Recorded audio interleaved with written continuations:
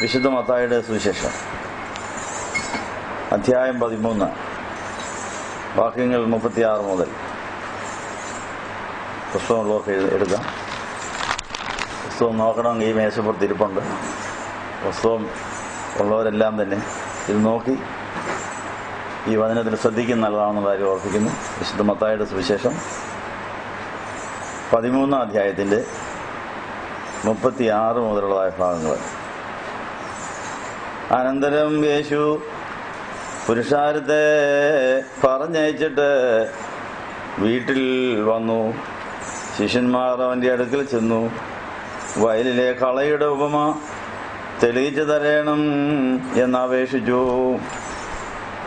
അതിന് അവൻ ഉത്തരം പറഞ്ഞത്,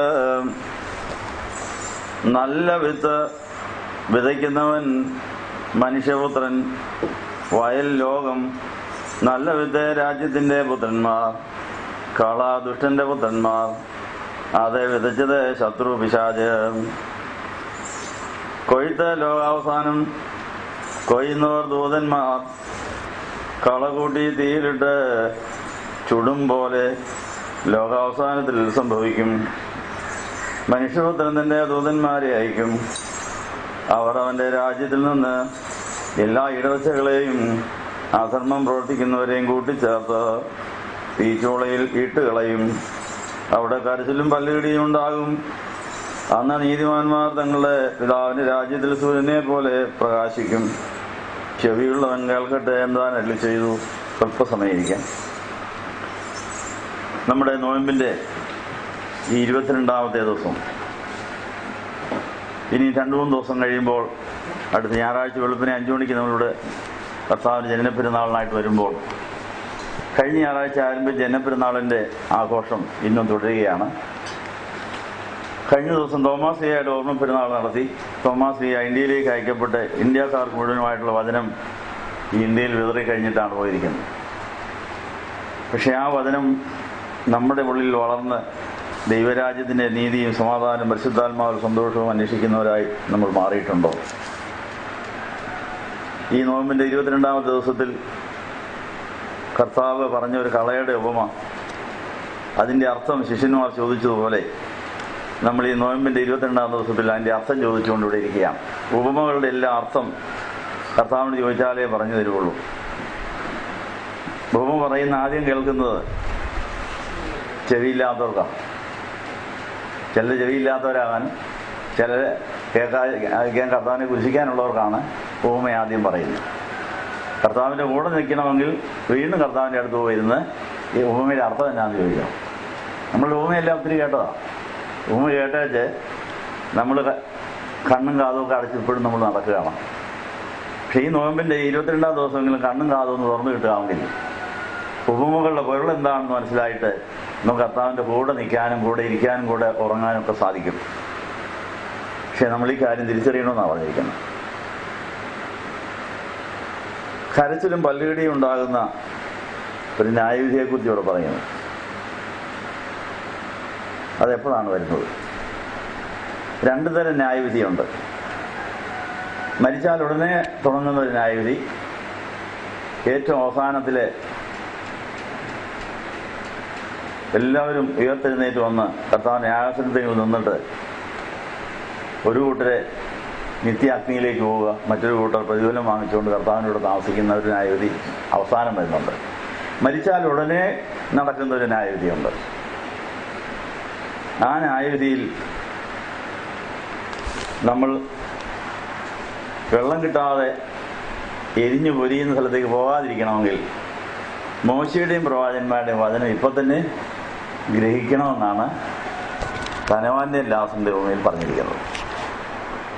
അതുകൂടെ ഇതിനോട് ചേർത്ത് ചിന്തിക്കുകയാണ്. ഇതിന്റെ രണവാക്യമായിട്ടാണ് ധനവാന്റെയും ലാസറിന്റെ ഉപമ ലൂക്കോസിന്റെ സുവിശേഷത്തിൽ എഴുതിയിരിക്കുന്നത്. അതും കൂടെ ഇതിനോട് ചേർന്ന് വായിക്കുക.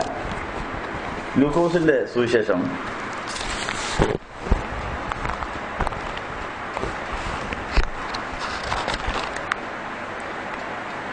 16 അധ്യായത്തിന്റെ 19 എന്നുള്ളതായ ഭാഗത്ത് ഒരു ധനവാന്റെ ജീവിതത്തിൽ അവന്റെ ഉറക്കത്തിൽ പിശാച് വിതച്ചിരുന്നതായ കളകൾ വളർന്നുകൊണ്ടേയിരുന്നു. അവൻ്റെ കളയായിട്ടാണ് വളർന്നത്. ആ ധനവാൻ നല്ലൊരു വീടുണ്ടായിരുന്നയാളാണ്, വട്ടിക്കൂടുണ്ടായിരുന്നു, ധനവാനായിരുന്നു, പട്ടുമത്ത ഉണ്ടായിരുന്നു, ലോകപ്രകാരമുള്ള എല്ലാ സുഖ സൗകര്യങ്ങളും ഉണ്ടായിരുന്നു. പക്ഷെ ആള് ആരായിരുന്നു? കളയായിരുന്നു. അപ്പോൾ ആ മനുഷ്യൻ്റെ ആ കളയുടെ അവസ്ഥയിൽ നിന്ന് വേണമെങ്കിൽ വിളയായിട്ട് മാറാമായിരുന്നു. അതെങ്ങനെ? അവൻ്റെ പഠിക്കാൻ വന്ന് കിടന്ന ഒരു സുവിശേഷകനായിരുന്നു. മോശയുടെയും പ്രവാചകന്മാരുടെയും വചനം അറിഞ്ഞ് ദൈവരാജ്യത്തിലേക്ക് പോകാൻ വിളിക്കപ്പെട്ട് തൻ്റെ കളയെല്ലാം കളഞ്ഞ് വിളയായി വളർന്നുകൊണ്ടിരുന്ന ഒരാളാണ് തെണ്ടിയായിട്ട് വന്ന് കിടന്നത്. പക്ഷെ അവനെ തിരിച്ചറിയാൻ കഴിഞ്ഞില്ല. അവൻ്റെ രോഗവും അവൻ്റെ ദാരിദ്ര്യവും അവൻ്റെ ജീവിതത്തിലെ ജഡമോഹവും കൺമോഹവും ജീവിതത്തിൻ്റെ പ്രതാപവും കളയാൻ വേണ്ടി അവൻ തന്നെ സ്വീകരിച്ചതാണ്. അവനുണ്ടായിരുന്ന എല്ലാം ഉപേക്ഷിച്ചു, എല്ലാ ആഗ്രഹങ്ങളോടും യാത്ര പറഞ്ഞു. മോശയുടെയും പ്രവാചകന്മാരുടെയും വചനം അനുസരിച്ചപ്പോൾ എനിക്ക് രോഗം വരട്ടെ, എൻ്റെ അശുദ്ധിയെല്ലാം പോകട്ടെ, എനിക്ക് ദാരിദ്ര്യം വരട്ടെ, അങ്ങനെ എനിക്ക് ദൈവം മാത്രം മതി, എനിക്ക് ദൈവം കരുതിയിരിക്കുന്ന ദൈവരാജ്യത്തിലേക്ക് പോകണം, അതിന് തടസ്സമായി നിൽക്കുന്ന എല്ലാ അശുദ്ധികളോടും എനിക്ക് യാത്ര പറയണം എന്ന് പറഞ്ഞപ്പോൾ കിട്ടിയതായിരുന്നു ആ രോഗം. അത് അവൻ്റെ ശുദ്ധീകരണം. യേശു രോഗം ശീലിച്ചെന്ന് പറഞ്ഞ പോലെ അവൻ്റെ കുടുംബത്തിൻ്റെ രക്ഷയ്ക്ക് വേണ്ടി രോഗം സ്വീകരിച്ചതാണ്. അപ്പോൾ രോഗം വന്ന ഉടനെ പോകാനല്ല പ്രാർത്ഥിക്കേണ്ടത്, ആ രോഗത്തെ ശീലിച്ചുകൊണ്ട് തന്നെ നമ്മുടെയും നമ്മുടെ കുടുംബത്തിൻ്റെ രക്ഷയ്ക്കും ശുദ്ധീകരണത്തിനും അത് ഉപയോഗിച്ചിട്ട് അതിനെ വിടാവും. മനസ്സിലായോ? അത് മോശയുടെയും പ്രവാചകന്മാരുടെയും വചനം ഉൾക്കൊണ്ടാൽ മാത്രമേ അത് മനസ്സിലാവുള്ളൂ. ഈ ധനവാൻ ഒരു കളയായി ജീവിച്ചു.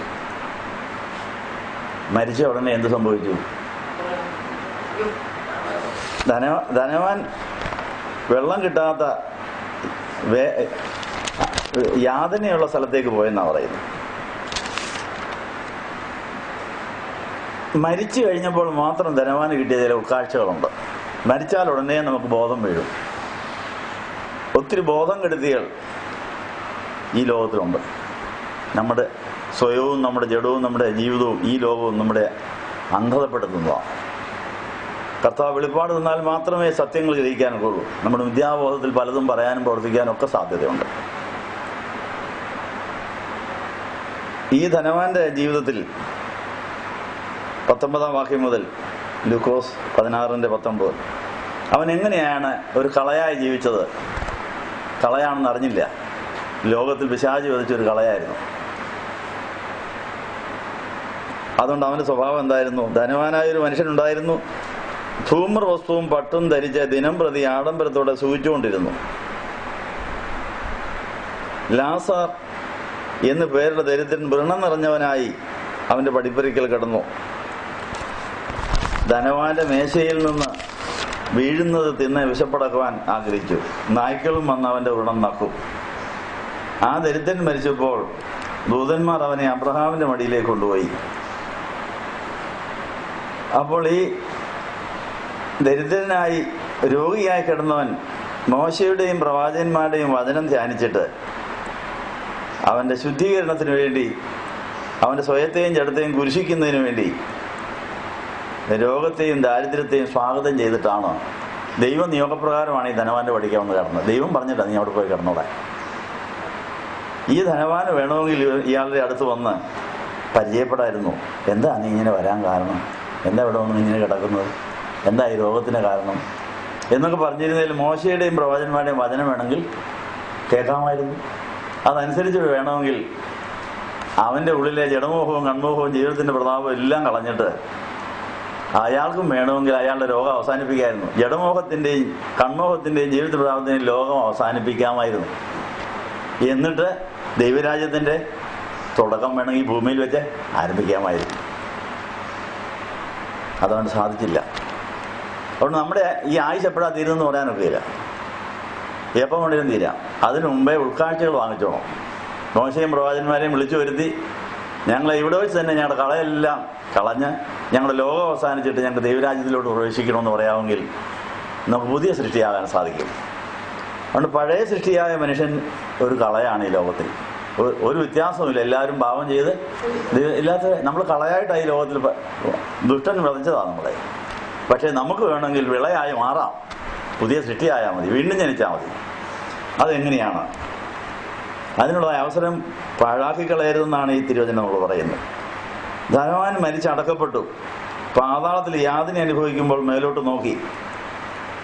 അപ്പം മരിച്ച ഉടനെ തന്നെ ഒരു യാതനയുള്ള സ്ഥലത്തേക്ക് മാറ്റപ്പെട്ടു, ഒരു ന്യായവിധി. കളയായി ജീവിച്ചതിന് ശിക്ഷ, കളകളെ കൊയ്തതിൻ്റെ ശേഷം അത് കത്തിക്കാൻ കൊടുത്തു എന്നല്ലേ പറയുന്നത്. അപ്പോൾ നമ്മൾ മരിച്ചാൽ ഉടനെ തന്നെ നമ്മൾ വിളയായില്ലെങ്കിൽ, കളയായിട്ട് തുടരുകയാണെങ്കിൽ യാതന അനുഭവിക്കുന്ന തീയിലേക്ക്, എരിഞ്ഞ് തീരാത്തതാണ്, കത്തിക്കൊണ്ടിരിക്കുന്ന ഒരു അഗ്നിയാണ് ദണ്ഡന സ്ഥലത്തുള്ളത്, ശുദ്ധീകരണ സ്ഥലത്ത്. അപ്പോൾ മരിച്ചാൽ ഉടനെ തന്നെ മാമൂസ ആയിട്ടെങ്കിലും പള്ളിയിൽ പോയെങ്കിലും വിശ്വാസിയാണെങ്കിലും പ്രാർത്ഥിക്കുന്നുണ്ടെങ്കിലും നമ്മൾ ഇവിടെ വെച്ച് തന്നെ ശുദ്ധീകരണം പൂർത്തിയാകാതെ പോയാൽ ശുദ്ധീകരണ സ്ഥലത്തേക്കേ പോകുള്ളൂ. മാമൂസ ആയതായതുകൊണ്ട് ദൈവത്തിൻ്റെ മുദ്ര നമ്മുടെ തലയിലുണ്ട്, വിശ്വാസിയുടെ കൂട്ടത്തിലുമാണ്. പക്ഷേ വചനം പൂർണ്ണമായി അനുസരിക്കാത്തതുകൊണ്ട്, ശുദ്ധീകരണം പൂർത്തിയാകാത്തതുകൊണ്ട് ശുദ്ധീകരണ സ്ഥലത്തേക്ക് അതിനെ വിടുകയാണ്. അങ്ങനെ ഒരു ശുദ്ധീകരണ സ്ഥലമുണ്ട്. ആ ശുദ്ധീകരണ സ്ഥലത്ത് തിരുനാൾ കിടന്ന് കത്തി കത്തി കത്തി അശുദ്ധിയെല്ലാം മാറി കഴിയുമ്പോൾ പ്രമോഷൻ കിട്ടും. പർദീസായിൽ മാത്യൂസ് റമ്പാച്ചൻ്റെ അപ്പനൊരു അച്ഛനായിരുന്നു. അച്ഛൻ ലൗകികമായ ഒത്തിരി ബലഹീനതയുള്ള ആളായിരുന്നു. 3-4 കല്യാണം കഴിക്കേണ്ടി വന്നു. ആദ്യത്തെ 2-3 ഭാര്യമാർ മരിച്ചു. ഏറ്റവും അവസാനത്തെ ഭാര്യയുടെ മകനായിട്ടായിരുന്നു തോന്നും മാത്യൂസ് റമ്പാച്ചൻ പറഞ്ഞത്. അപ്പോൾ മൂത്ത കുടിയിൽ വേറെ മക്കളുണ്ടായിരുന്നു. അങ്ങനെ ഒരു പുരോഹിതനായി മരിച്ചു. തൻ്റേതായ ഒത്തിരി ബലഹീനതകളോടെയാണ് കടന്നുപോയത്. പക്ഷെ ആ അപ്പനിൽ നിന്ന് ഇങ്ങനൊരു മോനുണ്ടായി. ആ മോൻ ചെറുപ്പത്തിലേ തന്നെ ഭക്തനായി അപ്പനെയും അപ്പൻ്റെ വസ്തുക്കളെയും ഉപേക്ഷിച്ച് ദാരിദ്ര്യം സ്വീകരിച്ച് നിത്യരോഗിയായി സ്വയം ശുദ്ധീകരണത്തിന് വേണ്ടി തൻ്റെ ജീവിതത്തെ മാറ്റിവെച്ച് സന്യാസവ്രതം എടുത്ത് കിട്ടുന്ന സമയം മുഴുവൻ പ്രാർത്ഥിച്ച് അങ്ങനെ അദ്ദേഹം അട്ടച്ചാക്ക പോയി അവിടെ പുരോഹിതനായ അനേക വർഷങ്ങൾ തപസ് ചെയ്ത് ശുദ്ധീകരണം പ്രാപിച്ചപ്പോൾ ദൈവാത്മാവ് പറഞ്ഞു, നിന്റെ അപ്പൻ യാതന സ്ഥലത്ത് കിടക്കുക, അയാൾക്ക് വേണ്ടി കുർബാനയെല്ലാം പറഞ്ഞു. അങ്ങനെ അനേക വർഷങ്ങൾ കണ്ണുനീരോടെ അപ്പന് വേണ്ടി കുർബാന ചൊല്ലിക്കഴിഞ്ഞപ്പോഴാണ് ഈ അപ്പന് പ്രമോഷൻ കിട്ടിയെന്നാണ് പറയും. ഇത് മാത്യൂസ് റമ്പാച്ചൻ്റെ ഒരു സാക്ഷ്യമാണ്. അതിൻ്റെ അർത്ഥം മനസ്സിലായോ? അപ്പോൾ നമ്മൾ കഴിഞ്ഞ തലമുറയിലെ പാവശാപങ്ങളുമായിട്ടാണ് പിറക്കുന്നത്. അതിനോട് യാത്ര പറയാൻ വേണ്ടിയാണ് നമുക്കുണ്ടാകുന്ന രോഗങ്ങളും ക്ഷീണങ്ങളും തളർച്ചകളും സങ്കടങ്ങളും ദുഃഖങ്ങളും എല്ലാം വരുന്നത്. എല്ലാം അനുഗ്രഹമായത് മുഴുവനും. അതെല്ലാം പൂർവ്വശാപങ്ങൾ തീർന്ന് പുണ്യത്തിലേക്ക് ഈ ഭൂമിയിൽ വെച്ച് തന്നെ നമ്മൾ ലാസറിനെ പോലെ ശുദ്ധീകരണം പൂർത്തിയാവുമെങ്കിൽ മരിച്ചാലുടൻ അബ്രഹാമിൻ്റെ മടിയിലോട്ട് പ്രമോഷൻ. അബ്രഹാമിൻ്റെ മടിയിലോട്ട് ചെന്നാൽ അബ്രഹാം ഇസ്ഹാക്ക് യാക്കോബും കൂടി ഈ നമ്മളെ വളർത്തും. അത് കഴിഞ്ഞാൽ സ്വർഗത്തിൽ ശുദ്ധീകരണം പൂർത്തിയായ, വളർച്ച പൂർത്തിയായവർക്ക് വേറൊരു സ്ഥലം. ഈ ഭൂമിയിൽ നഴ്സറി പിള്ളേർ പഠിക്കുന്ന വീട്ടിൽ 2, 3, 4 വയസ്സായി കഴിഞ്ഞാൽ നഴ്സറിയിലോട്ട് വിടും, പിന്നെ സ്കൂളിലേക്ക് വിടും. കോളേജ് കഴിഞ്ഞാൽ പിന്നെ ജോലി കിട്ടി വീട് പണിത് കഴിയുമ്പോൾ വീട്ടിലേക്ക് താമസം. ഇതുപോലെ ആത്മലോകത്തിൽ മരിച്ചാലുടൻ കിട്ടുന്ന ഒരനുഭവമുണ്ട്. ഒന്നുകിൽ അബ്രഹാമിൻ്റെ മടി, അല്ലെങ്കിൽ യാതന സ്ഥലത്ത്. മനസ്സിലായോ? അപ്പം ശുദ്ധീകരിക്കാനായിട്ടുള്ള അഗ്നി അവിടെയുണ്ട്. ആ ശുദ്ധീകരണ അഗ്നി ഭയങ്കര വേദനയുള്ളതാണ്. ഈ അഗ്നിക്ക് അത് നമ്മൾ വെന്തരിഞ്ഞ് തീരുകയില്ല. ചാകാത്ത പുഴുവും കെടാത്ത തെയ്യെന്ന് പറഞ്ഞാൽ ഇത് ചാകുകയില്ല. ഈ സാധനം ഇതിനകത്ത് കിടന്നങ്ങ് പുഴുകുക, വേദനിക്കുക. തുള്ളി വെള്ളം പോലും അവിടെ ഇല്ല. അവിടെ ഒരു തുള്ളി വെള്ളം കിട്ടിയാൽ കൊള്ളാമെന്ന് വിചാരിക്കുന്ന സ്ഥലമാണത്. അപ്പം നമ്മുടെ കുടുംബത്തിൽ നിന്ന് എത്രയോ പേരിങ്ങനെ മാമൂസ ഏറ്റതാ, പള്ളിയിൽ പോയതാ, പ്രാർത്ഥിച്ചതാ, പക്ഷേ ശുദ്ധീകരണം പൂർത്തിയായിട്ടില്ല. ശുദ്ധീകരണം പൂർത്തിയാകാത്തതുകൊണ്ട് ദണ്ഡന സ്ഥലത്ത്, യാതന സ്ഥലത്ത് ശുദ്ധീകരണത്തിന് വേണ്ടി നിലവിളിക്കുന്ന അവരെ കൊതിക്കുന്നുണ്ട്. എനിക്ക് വേണ്ടി ആരെങ്കിലും ഒന്ന് പ്രാർത്ഥിച്ചിരുന്നേ കൊള്ളായിരുന്നു. പ്രാർത്ഥനയ്ക്ക് വേണ്ടി കൊതിക്കും. പള്ളിയിൽ അവർക്ക് സംബന്ധിക്കാൻ അനുവാദം കൊടുക്കും. കേട്ടിട്ടുണ്ടോ? പരോളിൽ വിടുക എന്ന് പറഞ്ഞു. ജയിലിൽ കിടക്കുന്നവർക്ക് പരോളിൽ പോകാനുള്ള അനുവാദമാണ്. പരോളിൽ വിട്ടാൽ പോലീസിൻ്റെ അകമ്പടിയോടെ വീട്ടിൽ പോകാം, പള്ളിയിൽ പോകാം, തിരിച്ചു വന്ന് ജയിലിൽ പോയി കയറുകയും വേണം. ഇപ്പോൾ പരോളിൽ ഇവിടെ ഒത്തിരി പേര് വന്നിട്ടുണ്ട്. ഇനി സങ്കേതമൂലത്തിൽ എന്നെ ഇനി ആര് പോയിട്ടുണ്ട്, എനിക്കൂടെ ഒന്ന് കയറണമെന്ന് പറഞ്ഞാൽ അവിടുന്ന് പെർമിറ്റ് വാങ്ങിച്ച് പരവളിൽ വന്ന് നിൽപ്പുണ്ട്. അപ്പൊ ഈ കുർബാന നടക്കുന്ന സ്ഥലത്ത്, ധ്യാനം നടക്കുന്ന സ്ഥലത്ത്, യാതന സ്ഥലത്ത് നിന്ന്, ശുദ്ധീകരണ സ്ഥലത്ത് നിന്ന് പെർമിറ്റ് വാങ്ങിച്ച് പരോളിൽ വന്നു ചേർന്ന് ശുദ്ധീകരണം പ്രാപിച്ച് വേഗം സ്പീഡപ്പ് ചെയ്ത് പോകുന്നവരുണ്ട്. മനസ്സിലായോ? ഒരു ധ്യാനമന്ദിരത്തിലെ സന്ദേശം കേട്ടൊന്ന് നിങ്ങൾ കരഞ്ഞോ? ഇന്ന് ഒരു ധ്യാനമന്ദിരത്തിലെ സന്ദേശം കേട്ടായിരുന്നോ? ഇന്ന് 9 മണി തൊട്ടായിരുന്നു പരിപാടി. ഒരു ധ്യാനമന്ദിരത്തിൽ ഒരു ധ്യാനഗുരു നടത്തിയ പ്രാർത്ഥനയും പ്രസംഗവും അത് വീഡിയോയിലാക്കി അത് ഇങ്ങനെ അനേകർക്ക് അവർ കൊടുക്കുന്നുണ്ട്. എൻ്റെ കയ്യിൽ അതിൻ്റെ ഒരു കോപ്പി കിട്ടി. ഞാനത് മൊബൈൽ ഫോണിനകത്തിട്ട് CD കാർഡായിട്ട് അത് പ്ലേ ചെയ്ത് കേൾപ്പിച്ചു. ഞാനിരുന്ന് കരഞ്ഞുപോയി കേട്ടപ്പോൾ. മനസ്സിലായോ? അപ്പോൾ ആത്മാവിൽ വചനം പറഞ്ഞാൽ അനുതാപം വരും. മനസ്സിലായി? അതെ. സഭാപ്രസംഗം 1:8 കേട്ടു. എന്തായിരുന്നു അത് പറഞ്ഞേ? തൃപ്തി വരുന്നില്ല, നിറയുന്നുമില്ല. അതായിരുന്നു ധനവാന്റെ സ്വഭാവം. ധനവാൻ പട്ടുമെത്തയുണ്ടെങ്കിലും സമ്പത്തുണ്ടായിരുന്നെങ്കിലും പട്ടിക്കൂടും ഒക്കെ ഉണ്ടായിരുന്നെങ്കിലും ഒന്നും തൃപ്തിയായില്ല. അവന്റെ പ്രാണൻ മുഴുവൻ എങ്ങോട്ട് പോയിക്കൊണ്ടിരുന്നു? പാതാളത്തിലേക്ക് പോയി. ആ സ്വയാശ്രയക്കാരനായതുകൊണ്ട് അവന്റെ പ്രാണൻ മുഴുവൻ പാതാളത്തിലേക്ക് പോയിക്കൊണ്ട് മരിച്ചാൽ ഉടനെ അവൻ പാതാളത്തിലേക്ക് പോയി. അവിടെ ഒരു യാതന സ്ഥലത്ത് കിടന്നു എന്നാ പറയും. അപ്പം ഈ യാതന സ്ഥലത്ത് പോകാതിരിക്കാൻ ഇവിടെ വെച്ച് തന്നെ ശുദ്ധീകരണം പ്രാപിക്കാനാണ് നമ്മൾ കഷ്ടതയെ സ്വാഗതം ചെയ്യേണ്ടത്. കഷ്ടത, സഹിഷ്ണുത, സിദ്ധത, പ്രത്യാശയുടെ ധൈര്യം മുറിപ്പിടിച്ച് നമ്മൾ ദൈവത്തിന്റെ ഭവനമാകണം. അപ്പൊ ഇത്രയും നേരം പറഞ്ഞതിന് ചുരുക്കം, നമുക്ക് കിട്ടുന്ന ഈ അവസരം നമ്മൾ പാഴാക്കി കളഞ്ഞുകൊണ്ടിരിക്കുക. നമുക്ക് കിട്ടുന്ന സകല അനുഭവങ്ങളെയും പിതാവിന്റെ സന്നിധിയിൽ സമർപ്പിക്കാമെങ്കിൽ അതിനെ നമുക്ക് പ്രയോജനപ്പെടുത്താം, അത് നന്മയ്ക്കാക്കാം. ദൈവസ്നേഹവും ദൈവവിളിബോധവും ഉണ്ടായാൽ മതി എന്നാണ് പറഞ്ഞതിൻ്റെ അർത്ഥം.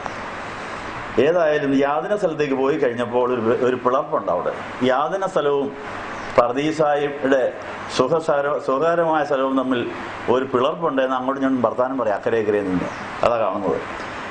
അപ്പം മേലോട്ട് നോക്കി. അപ്പം പാതാളം താഴെയാണ്. പാതാളത്തിൽ യാതന അനുഭവിക്കുമ്പോൾ മേലോട്ട് നോക്കി. ദൂരത്ത് നിന്ന് അബ്രഹാമിനെ അവന്റെ മടിയിൽ ലാസറിനെയും കണ്ടു. പക്ഷേ അങ്ങോട്ട് വാനൊക്കെയില്ല, വർത്താനം പറയാനൊക്കെ. അബ്രഹാം പിതാവേ. അപ്പൊ ഈ ധനവാനോട് ഇത് അബ്രഹാം പിതാവാണെന്ന് ആരാ പറഞ്ഞു? മരിച്ചു കഴിഞ്ഞാല് ആരും പരിചയപ്പെടുന്ന എല്ലാവരും ആരാണെന്ന് അന്നേരം മനസ്സിലാവും.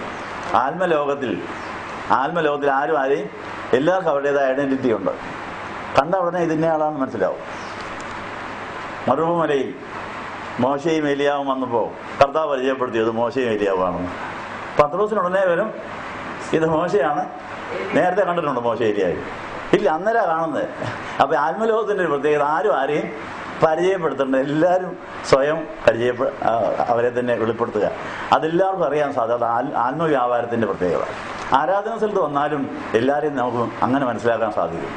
പരിശുദ്ധാത്മാവിൽ ആരാധിക്കാമെങ്കിൽ, ആത്മാവിലാകാമെങ്കിൽ വരുന്നവരാരാണെന്ന് അവരുടെ പേര് ചൊല്ലി അവരെ വിളിച്ച് അവർ സംസാരിക്കാൻ സാധിക്കും. അങ്ങനെയാണ് ധ്യാനമന്ദിരങ്ങളിൽ ഇന്നയാള്, ഇന്ന പേരുള്ള ഇന്നയാൾ, ഇന്ന വേഷം ധരിച്ചയാളിനെ ദൈവം ഇന്ന സ്ഥലത്തിൽ സന്ദർശിക്കുന്നു, അവർക്ക് ഇന്ന രോഗമുണ്ട്, അവർക്ക് ഇന്ന പ്രശ്നമുണ്ട്, ദൈവം അത് പരിഹരിക്കുന്നു പറയുമ്പോൾ ചാടി എഴുന്നേൽക്കുക. അയ്യോ, എന്നെ എങ്ങനെ ഇവരൊക്കെ അറിഞ്ഞു? അയ്യോ, എന്നെ അറിയുന്നൊരു ദൈവം ഉണ്ടല്ലോ. അങ്ങനെ ആത്മാവിൽ പരസ്പരം പരിചയപ്പെട്ടുകൊണ്ട് ആരാധിക്കാമെങ്കിൽ അതിന് നമ്മുടെ വിശ്വാസവും പ്രത്യാശയും ദൈവസ്നേഹവും വർദ്ധിപ്പിക്കും, പാപബോധം വരും. അപ്പൊ ഈ പറഞ്ഞതിന്റെ അർത്ഥം, അബ്രഹാമിനോടിയിൽ ലാസർ ഇരിക്കുന്നതും കണ്ടിട്ട് അവർ വർത്താനം തുടങ്ങി. അബ്രഹാം പിതാവേ, എന്നോട് കനിവുണ്ടാകണം. ലാസർ വിരലിന്റെ അറ്റത്തിൽ മുക്കി, വെള്ളത്തിൽ മുക്കി എന്റെ നാവിനെ തണുപ്പിക്കേണ്ടതിനെ അവനെ അയക്കണം. ഞാൻ ഈ ജ്വാലയിൽ കിടന്ന് വേദന അനുഭവിക്കുന്നു എന്ന് വിളിച്ചു പറഞ്ഞു. അപ്പൊ നമ്മുടെ എത്രയോ പ്രിയപ്പെട്ടവർ ഈ വേദന അനുഭവിക്കുന്നുണ്ടെന്നറിയാവോ? അവരുടെ വേദന നമ്മളാ തീർക്കേണ്ടത്. അവർക്ക് വേണ്ടിയാണ് നമ്മൾ പ്രാർത്ഥിക്കേണ്ടത്, കുർബാന അർപ്പിക്കേണ്ടത്. അവർക്ക് ശരീരമില്ല, നമ്മുടെ ശരീരം അവരുടേതും കൂടി ആയതുകൊണ്ട് അവർ നിലവിളിക്കുകയാണ്, വേദനിക്കുകയാണ്. യാതനയെ കിടക്കുക, നിങ്ങളൊന്നും പ്രാർത്ഥിക്കുക കരേ എന്ന് പറഞ്ഞ് അവർ നിലവിളിക്കുന്നുണ്ട്. പക്ഷെങ്കിൽ അബ്രഹാം, മകനെ, നിന്റെ ആയുസ്സിൽ നീ നന്മയും ലാസർ അവണ്ണം തിന്മയും പ്രാപിച്ചു എന്നോർക്കാം. ഇപ്പോൾ അവൻ ഇവിടെ ആശ്വസിക്കുന്നു, നീയോ വേദന അനുഭവിക്കുന്നു. അത്രയുമല്ല, ഞങ്ങൾക്കും നിങ്ങൾക്കും നടുവേ മറ്റൊരു പിളർപ്പും ഉണ്ടായിരിക്കുന്നു. ഇവിടെ നിന്ന് നിങ്ങളുടെ അടുക്കൽ കടന്നു വരുവാൻ ഇച്ഛിക്കുന്നവർക്ക് കഴിവില്ല, അവിടെ നിന്ന് ഞങ്ങളുടെ അടുക്കൽ കടന്നു വരുവാൻ പാടില്ല എന്നും പറഞ്ഞു. അതിനവൻ, എന്നാൽ പിതാവേ, അവനെ എൻ്റെ അപ്പൻ്റെ വീട്ടിൽ അയക്കണമേ, ഞാൻ അപേക്ഷിക്കുന്നു. എനിക്ക് 5 സഹോദരന്മാരുണ്ട്, അവരും ഈ യാതന സ്ഥലത്ത് വരാതിരിപ്പാൻ അവൻ അവരോട് സാക്ഷ്യം പറയട്ടെ എന്ന് പറഞ്ഞു. സാക്ഷ്യത്തിൻ്റെ ആവശ്യം മനസ്സിലായി. സാക്ഷ്യം. പക്ഷേ ലാസറിനോട് നീ ഒരു സാക്ഷ്യം പറയാൻ പറഞ്ഞോ? പടിക കിടപ്പുണ്ടായിരുന്നു ഒരുത്തൻ. ഈ ധനവാന് വേണമെങ്കിലേ ലാസറിന്റെ സാക്ഷ്യം കേൾക്കാമായിരുന്നു.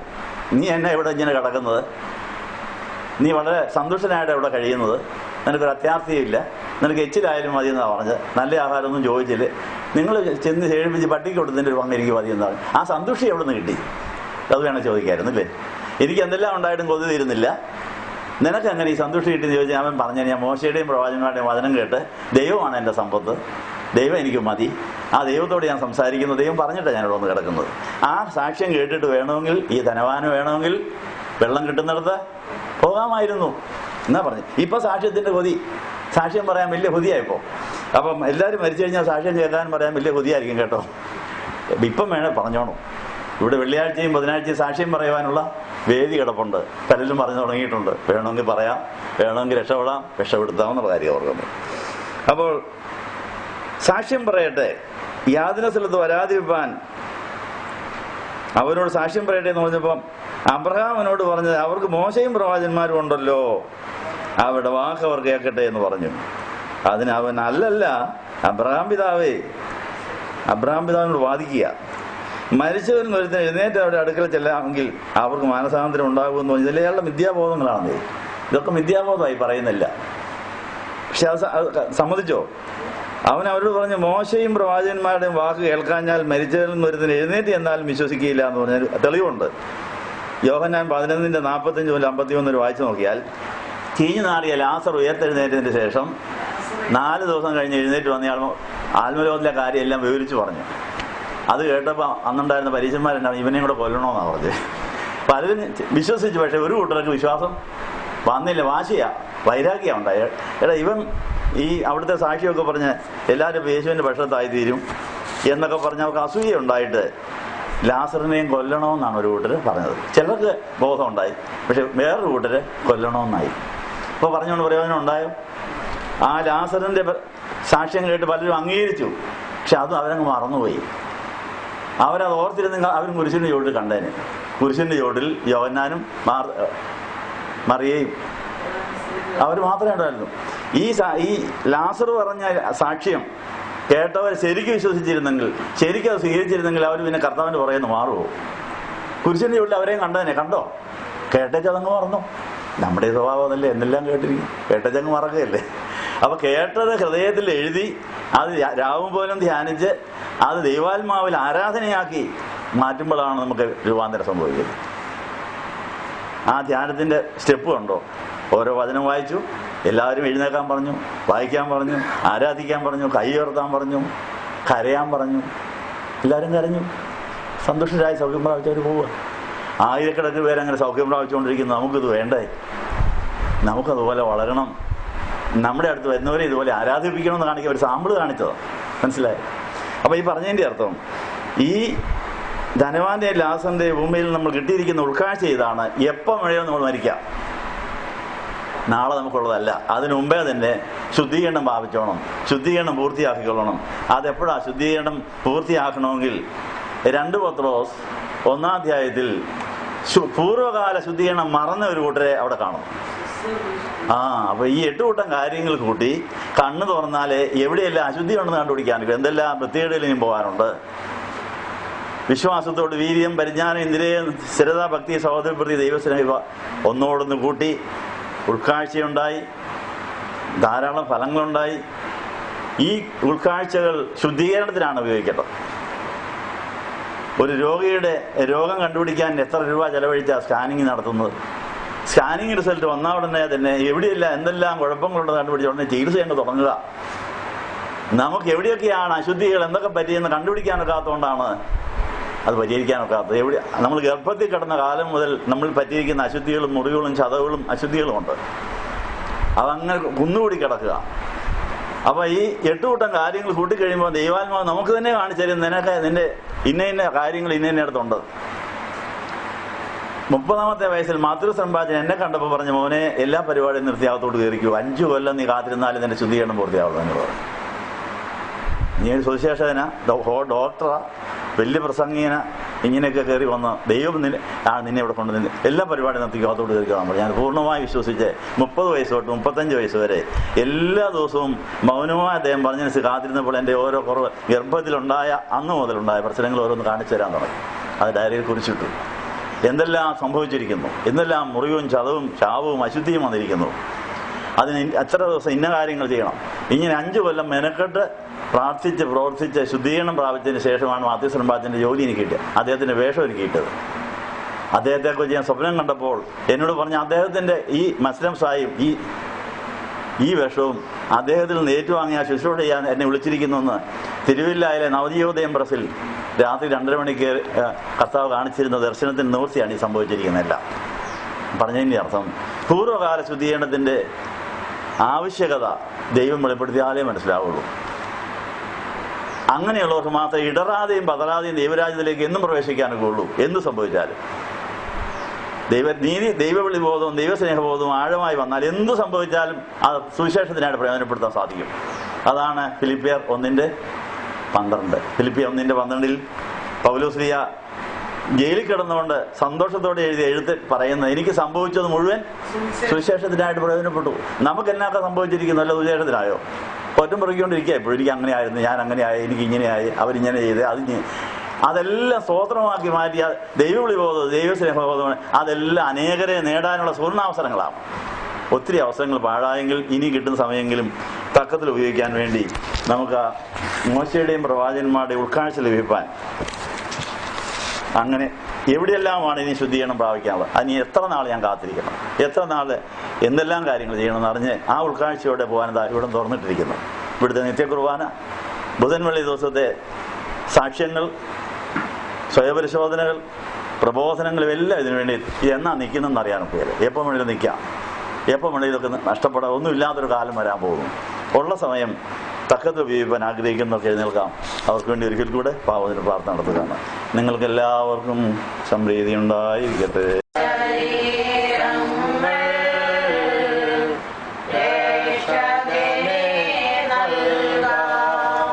കർത്താവിൻ്റെ തിരിച്ചറി രക്തങ്ങൾ അനുഭവിക്കുന്ന ഈ സമയം നിങ്ങൾ കാസായിലേക്കും ബീലാസായിലേക്കും നോക്കുക. നമ്മളെ അനുഗ്രഹിക്കാനും നമ്മളെ രൂപാന്തരപ്പെടുത്താൻ, നമ്മളെ തന്നെ പോലെയാക്കാൻ വേണ്ടി ഈ ഭൂമിയുടെ അടിത്തട്ട് വരെയും ഇറങ്ങി വന്ന ആ ദൈവത്തിന് നന്ദി പറയാം. യേശു നമ്മുടെ അകത്തേക്ക് വരും നമ്മളെ യേശുവിനെ പോലെയാക്കി സ്വർഗത്തിൽ കൊണ്ടുപോകാനാണ്. മാമോദീസായിൽ ആ പുനരുത്ഥാനത്തിൻ്റെയും സ്വർഗാരോഹണത്തിൻ്റെ അനുഭവം ഉദ്ഘാടനം ചെയ്തിട്ടുണ്ട്. അന്നത്തെ പ്രാണൻ സ്വർഗത്തിൽ കയറിയിട്ടുണ്ട്, നമ്മുടെ ആത്മാവ് എത്തിയിട്ടുണ്ട്. ഇനി അതിന് ശേഷമുള്ള ഏതെങ്കിലും ദിവസത്തെ പ്രാണൻ പാതാളത്തിൽ പോയെങ്കിൽ കുഴഞ്ഞ ചേറ്റിൽ പോയതിനെ വീണ്ടെടുക്കാൻ വേണ്ടി കാത്തിരുന്ന് പാറയിൽ കയറി സ്തുതി എന്ന പാട്ടുപാടി ആ പാട്ട് കേട്ടിട്ട് വേണം നമ്മുടെ വീട്ടിലുള്ളവർ രക്ഷപ്പെടാൻ. നമ്മുടെ സ്തുതിയും നമ്മുടെ ആരാധനയും അനേകരെ ആകർഷിക്കണമെങ്കിൽ, ദൈവത്തിലേക്ക് വരണമെങ്കിൽ 100% പ്രാണനും യേശുവിൻ്റെ ഉള്ളിലായിരിക്കണം. അതായിരിക്കട്ടെ നമ്മുടെ ലാക്ക്. അതിനുവേണ്ടി നിങ്ങൾ ഇവിടേക്ക് നോക്കുക. തോമസ് കുട്ടി ഒന്ന് പ്രാർത്ഥിച്ചാട്ടെ. വന്നിരിക്കുന്നവരെ സമർപ്പിച്ചുകൊണ്ട്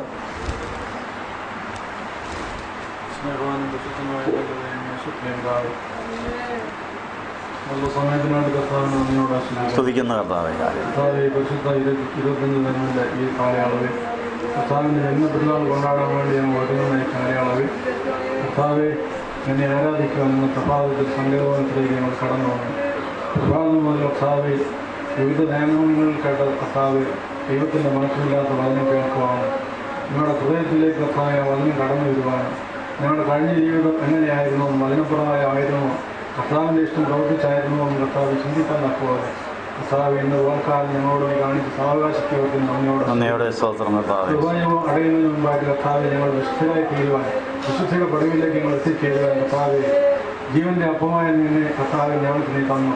കർത്താവ് എന്ന് ഞങ്ങളൊന്നും അറിയാവുന്ന ഈ ലോകത്തിൽ കർത്താവ് ഈ ലോകത്തിന് വേണ്ടി ജഗത്തിന് വേണ്ടി കിടന്ന് ഓടുന്നവരാണെന്ന് കർത്താവ് ഞങ്ങൾ മനസ്സിലാക്കി. ധനവാന്റെയും ദാസറിന്റെ ഭൂമിയിൽ കർത്താവെ ധനിയൻ എന്തെല്ലാം ഉണ്ടായിരുന്നിട്ട് കർത്താവെ അവൻ്റെ മുന്നേ വന്നു കിടന്ന ആ ദാസറിന്റെ സാക്ഷ്യം കേൾക്കാൻ തക്കപോലെ അവന് തോന്നിയില്ല. അവൻ മരണപ്പെട്ട് കഴിഞ്ഞ് കർത്താവെ ലാസർ കർത്താവെ അബ്രഹാമിന്റെ മടി ചെന്ന് കഴിഞ്ഞപ്പോൾ അവന് സാക്ഷ്യം പറയണം.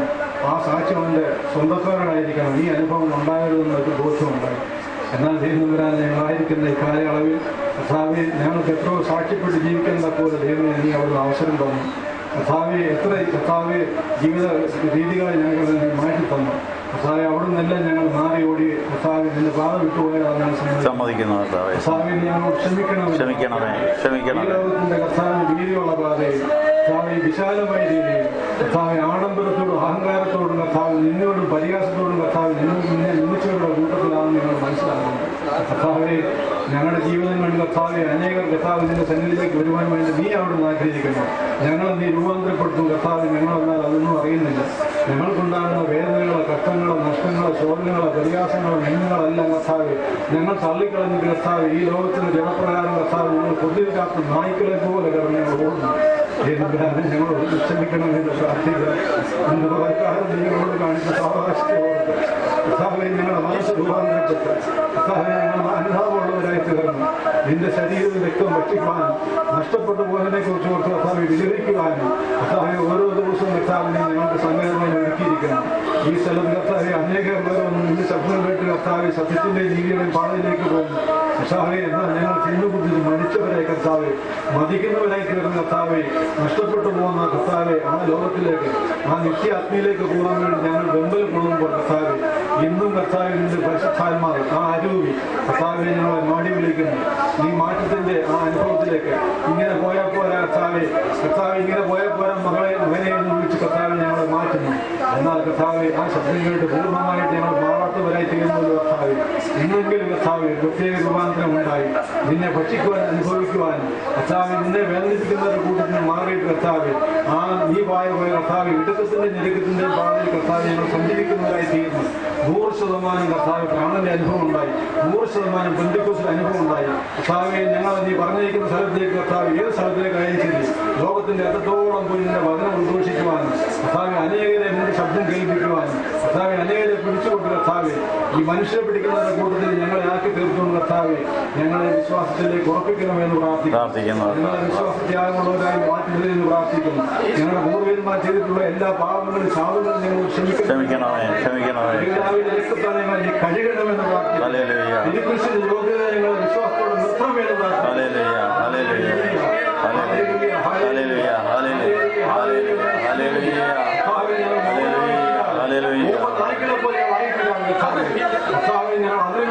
സ്തുതിക്കുവാനും ഞങ്ങൾ കരങ്ങൾ കൊണ്ട് നിന്നെ കർത്താവെ എപ്പോഴും കർത്താവെ ഇടപെടാതെ കർത്താവെ ഞങ്ങൾ നിന്നെ കർത്താവ് വാദ്യമേളങ്ങളോടുകൂടിയ കർത്താവ് ആഘോഷിക്കാൻ തക്കപോലെ കർത്താവ് ഞങ്ങൾ ഒരുക്കണമെന്ന് പ്രാർത്ഥിക്കണം. കർത്താവ് ഈ ലോകപ്രകാരം ഞങ്ങൾ പോകാതെ കർത്താവെ ഞങ്ങളുടെ ശരീരം ഞങ്ങളുടെ ആത്മശരീരം മനസ്സുകളെ മുഴുവൻ നിനക്കായിട്ട് നമ്മൾ കർത്താവെ നീ തന്നത് മുഴുവൻ നിനക്ക് വേണ്ടി തരുവാൻ തക്കപോലെ കർത്താവെ ഒരു കർത്താവ് ദാഹം ഞങ്ങൾക്കുണ്ടായി ഞങ്ങൾ അതിന്റെ പരിപൂർണമാക്കി തീർക്കണമെന്ന് പ്രാർത്ഥിക്കുന്നു. നിന്റെ ജനത്തോട് നീ കരുണയായി കടലിപ്പെട്ടിരിക്കുന്ന വശങ്ങളെല്ലാം നീ ഒരുക്കണമേ. നിന്റെ പരിശുദ്ധാത്മാവിന്റെ കർത്താവ് ശക്തി ഞങ്ങളുടെ മേൽ ആവശ്യപ്പിക്കണമെന്ന് പ്രാർത്ഥിക്കുന്നു. കർത്താവ് വെള്ളത്തിൽ നിന്ന് പ്രയോഗിച്ച അതേ പരിശുദ്ധാത്മാവ് തന്നെ ഇന്ന് ലോകത്തിന്റെ വിവിധ ഭാഗങ്ങളിൽ കർത്താവ് രൂപപ്പെടുത്തുന്നുണ്ടല്ലോ കർത്താവ്. അതേ അനുഭവം ഞങ്ങൾക്ക് തരുന്നുണ്ടല്ലോ കർത്താവ്. ആ പറവന്റെ കഠിനം പോലെ കർത്താവ് ഹൃദയം പോലെ ഞങ്ങളെ കഠിനപ്പെടുത്തിട്ട് എന്ന് പ്രാർത്ഥിക്കണം. അനുതാപമുള്ളവരായി വിശ്വസ്തമുള്ളവരായി നിന്റെ സന്നിധി നീതിയോടെ നിൽക്കാൻ തക്കവരെ കർത്താവ് ഞങ്ങളെ നീ സഹായിക്കണമെന്ന് പ്രാർത്ഥിക്കുന്നു. ഹല്ലേലൂയ നിന്നെ സ്തുതിക്കുന്നു. ഹല്ലേലൂയ നിന്നെ സ്തുതിക്കുന്നു. സ്തോത്രം ചെയ്യുന്നു. യേശുവേ ദാവീദുപുത്ര കരുണയായിരിക്കണമെന്ന് പ്രാർത്ഥിക്കുന്നു. നിന്നെ അനുഭവിക്കാനുള്ള യോഗ്യത ഞങ്ങൾക്ക് ഇല്ലെങ്കിൽ കർത്താവെ നീ കാണുവന്നിറങ്ങി കർത്താവ് ജീവന്റെ അപ്പമായി കർത്താവ് ഇപ്പോഴാ നിന്റെ ഞങ്ങളുടെ മുന്നിൽ നിൽക്കുന്നു. ഞങ്ങളെ നീ മാടി വിളിക്കുന്നു കർത്താവ്. അല്പസമയം കൊണ്ട് കർത്താവ് ഞങ്ങളുടെ ഹൃദയങ്ങൾ നീ രൂപപ്പെടുത്തണമെന്ന് പ്രാർത്ഥിക്കുന്നു. ഇന്ന് കേട്ട വചനപ്രകാരം ഞങ്ങൾ നീ ഒരുക്കണമെന്ന് പ്രാർത്ഥിക്കുന്നു. കർത്താവെ വിവിധ വശങ്ങളിലെ കുറവുകൾ നീ പരിഹരിക്കണമെന്ന് പ്രാർത്ഥിക്കുന്നു. കർത്താവെ നീ ആഗ്രഹിക്കുന്ന രീതിയിൽ നിന്നെ ഉൾക്കൊള്ളുന്നപ്പോൾ ഞങ്ങൾ ആത്മശരീരം മനസ്സിൽ നീ ഒരുക്കണമെന്ന് ഒരിക്കലും വേദനപ്പെടുന്നവരായി തീരാതെ കർത്താവെ സത്യസന്ധയോടെ നിന്റെ സന്നിധി ജീവിക്കാൻ ഞങ്ങളെ സഹായിക്കണമെന്ന് യേശുവിന്റെ നാം യാചിക്കുന്നു. പിതാവിനും പുത്രനും പരിശുദ്ധാത്മാവിനും